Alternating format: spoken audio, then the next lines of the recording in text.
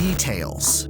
Details are the lifeblood upon which truly great stories are built, the veritable soul that can make or break something special. And I can't think of a modern series where this applies more than Tokyo Ghoul. Penned by Ishida Sui, who remains an enigmatic figure to this day, the manga quickly rose to prominence, garnering an expansive audience and finding itself among some esteemed company. It was inevitable, then, that an anime adaptation would follow in its wake, and just as the original manga's run came to a halt, Ken Kaneki made his television debut. But the anime was met with divisiveness, disappointment, and animosity. For a story governed by painstaking detail and heart-wrenching tragedy, its counterpart left much to be desired for those that had read Ishida's work. But then happened, and I wish I had never complained. The series begins completely differently, opening with Kuki entering the taxi. Dialogue that naturally divulges information about him is immediately not present. It may be small, but knowing his hobbies and his own thoughts on that hobby gives us something more than boy in taxi with headphones. Humanizing and revealing moments like Sasaki bowing his head to receive data that could help him reach Torso before his subordinates is gone. For the sake of immediate action?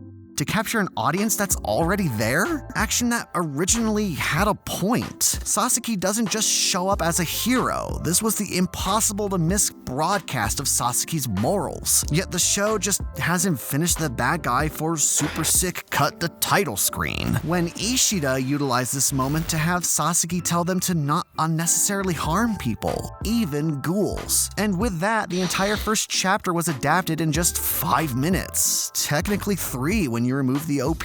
For a series that's all about finding the humanity in its characters, the adaptation's portrait of them is lifeless action toys. Also, why the fuck did they remove Kuki stopping the taxi with his foot from behind? This can even be played to the rhythm of what we were just saying. Small things like this reveal information about these characters. This displays Kuki's audacious behavior and his proneness to suddenness. But instead, we get Kuki blandly telling him to stop. During his conversation with Donato, it also removes Sasaki's dialogue that shows off his sympathy for the ghouls. Because, hey, fuck having anything that isn't action, action, action. I could just continue talking about the many things that were completely removed, but you understand. This adaptation has removed any semblance of humanity in itself for an action show, is where I was going to stop. But then episode 2 happened. The fight begins, a fight that illustrates to Sasaki's subordinates who he really is. But instead, we get a mediocre fight that doesn't carry the same impact, literally.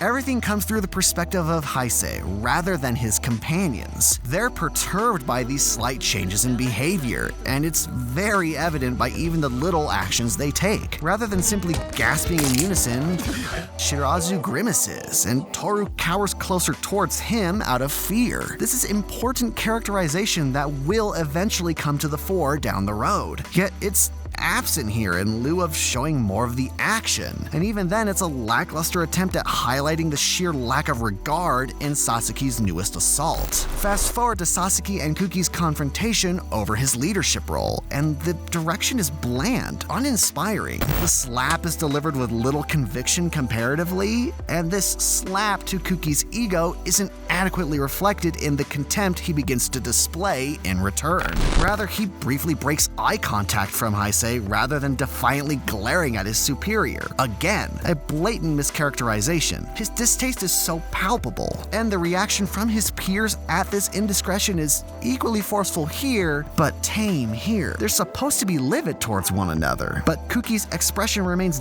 deadpan despite this far more revealing admission here. It all does a disservice to these characters. There's far more life in them than was acknowledged here, and it's just disappointing. Even Sasaki's lighthearted jab at Kuki is completely misunderstood. He makes this comment to poke fun at Kuki after his disrespectful remark. Even in the face of arguing with his comrades, he wants to lighten the mood, and we see how all of the stress is weighing on his mental state. Yet it's played completely straight in the anime, and we don't even see the internal struggle that Sasaki is facing with his role. For how important that battle within is to his character, this feels like a blatant lack of respect. Truly, though, this is the biggest and most agonizing omission. A massive trait of Kaneki conspicuously absent for no reason. From the beginning, this has been a tell that Kaneki is lying. Though it may have been obvious that Heisei and Kaneki were one and the same, it's a distinct moment where it becomes clear that somewhere in the deepest recesses of his mind, Kaneki is still there. Why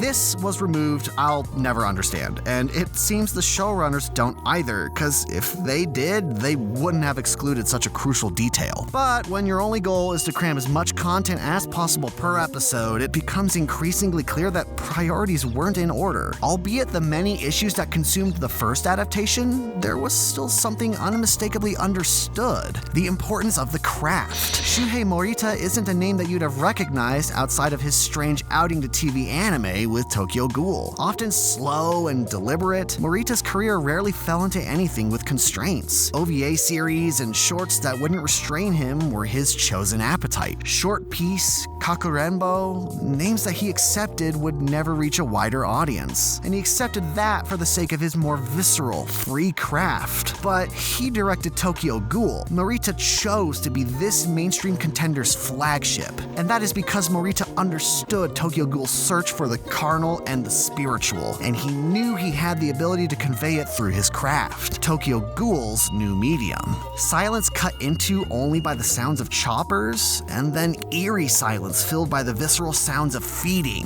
The neon changing background explaining the framed bloodbath as a sexual release. The framing saying everything while being bolstered by the setting and unintrusive dialogue. Then compared to Tokyo Ghoul Ri's first episode, expository dialogue with cuts that have no relation or flow to one another, conveying absolutely nothing outside of dialogue that could have been replaced by, well, anything with more tact or care. There's no understanding here of Ishida's work, only something that can barely be described as competency. Tokyo Ghoul Ri's change in director to Watanabe Odahiro has left me with nothing positive to say about Odahiro.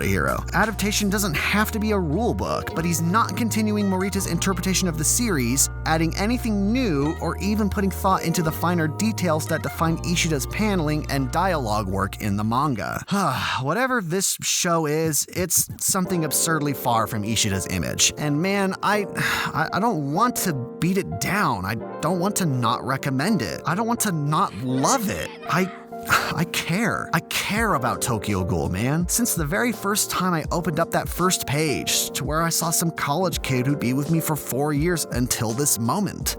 Until this adaptation. And this adaptation hurts me on a deep level. Man, it fucking hurt. I love everything Ishida has put on the pages, but there's nothing to love about what we're seeing on the screen right now.